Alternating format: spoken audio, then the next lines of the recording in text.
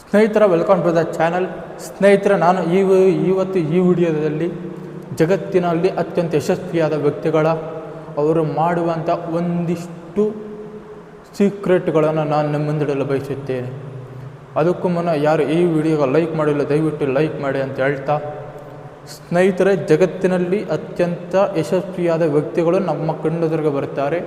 ಉದಾಹರಣೆ ಆದರೆ bill Gates, Elon Musk, mark Zuckerberg, Narendra Modi, Rahul Gandhi, ಇನ್ನೂ ಹಲವಾರು ನಾಯಕರು ನಮ್ಮ ಕಣ್ಣೆದುರಿಗೆ ಬರುತ್ತಾರೆ.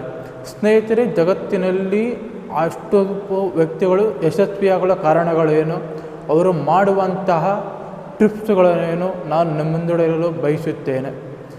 ಸ್ನೇಹಿತರೆ ಅವರು ಮಾಡುವಂತಹ ಮೊದಲ ಕೆಲಸವೇ ಬೆಳಗ್ಗೆ ಬೇಗನೆ ಹೇಳುವುದು.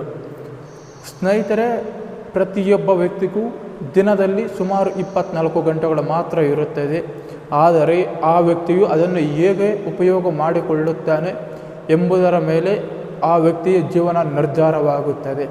ಸ್ನೇಹಿತರೆ ಒಬ್ಬ ವ್ಯಕ್ತಿಯು ಒಂದು ದಿನಕ್ಕೆ ಅಥವಾ 24 ಗಂಟೆಗಳಲ್ಲಿ 8 ಗಂಟೆಗಳ ಕಾಲ ಅವನು ನಿದ್ದೆ ಮಾಡಬೇಕಾಗುತ್ತದೆ.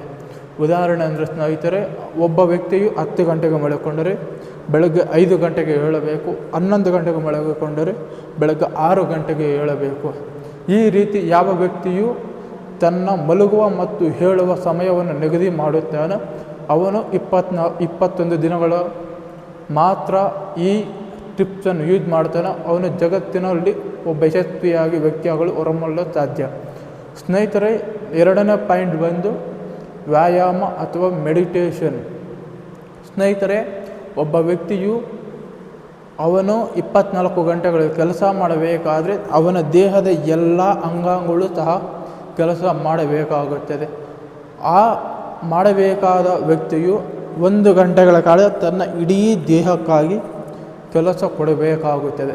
ಸ್ನೇಹಿತರೆ ಯಾಕೆ ಮುಂಜಾನೆಯಾಗಿ ನಾವು ದೇಹಕ್ಕೆ ಕೆಲಸ ಕೊಡಬೇಕಂದರೆ ನಾವು ಮಲಗಿದಾಗ ಸುಮಾರು 8 ಗಂಟೆಗಳು ಮಲಗಿದಾಗ ನಮ್ಮ ದೇಹದ ಯಾವುದೇ ಭಾಗಗಳು ಕೈ ಕಾಲು ಯಾವುದೇ ಭಾಗಗಳು ಕೆಲಸ ಮಾಡೋದಿಲ್ಲ. ನಾವು ಎದ್ದ ತಕ್ಷಣ 1 ಗಂಟೆಗಳ ಕಾಲ ನಾವು ಕೆಲಸ ಮಾಡಿದರೆ ನಮ್ಮ ದೇಹದ ಎಲ್ಲ ಅಂಗಾಂಗಗಳು ಕೆಲಸ ಮಾಡಲು ಶುರು ಮಾಡುತ್ತದೆ. ಆಗ ನಮ್ಮ ಮೆದುಳು ಸಹ ಕೆಲಸ ಮಾಡಲು ಶುರು ಮಾಡುತ್ತದೆ.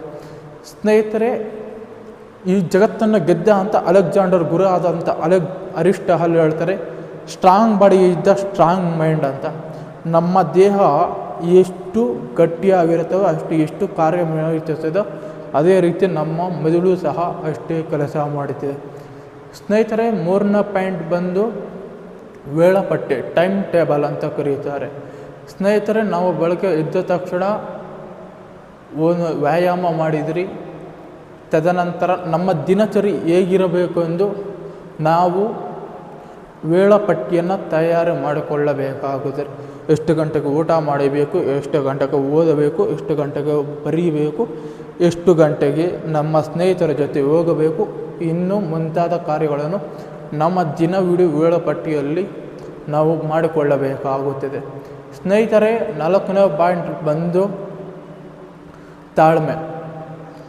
ಸ್ನೇಹಿತರೆ ಒಬ್ಬ ವ್ಯಕ್ತಿಯು ಜಗತ್ತಿನಲ್ಲಿ ಗೆಲ್ಲಬೇಕಾದರೆ ಅವನಿಗೆ ಪ್ರಮುಖವಾದ ಬೇಕಾದಂಥ ಅಸ್ತ್ರ ಎಂದರೆ ತಾಳ್ಮೆ.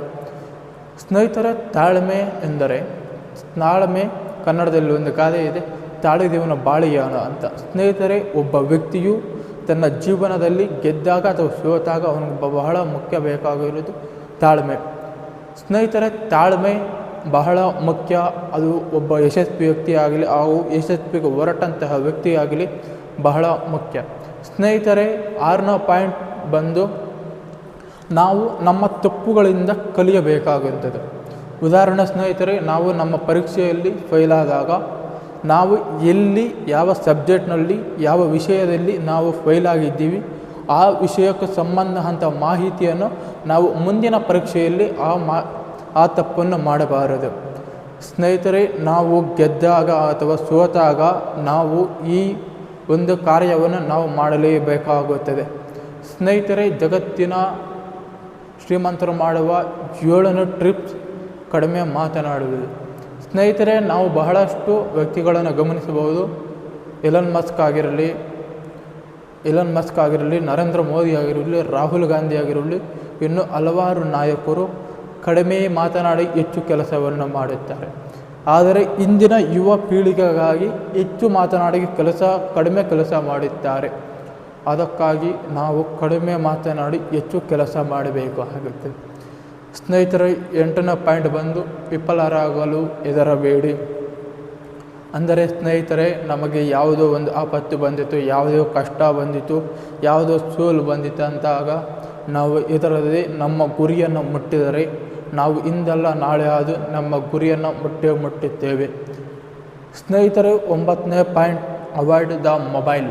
ಸ್ನೇಹಿತರೆ, ಇಂದಿನ ಯುವ ಪೀಳಿಗೆಗಾಗಿ ಬಹಳಷ್ಟು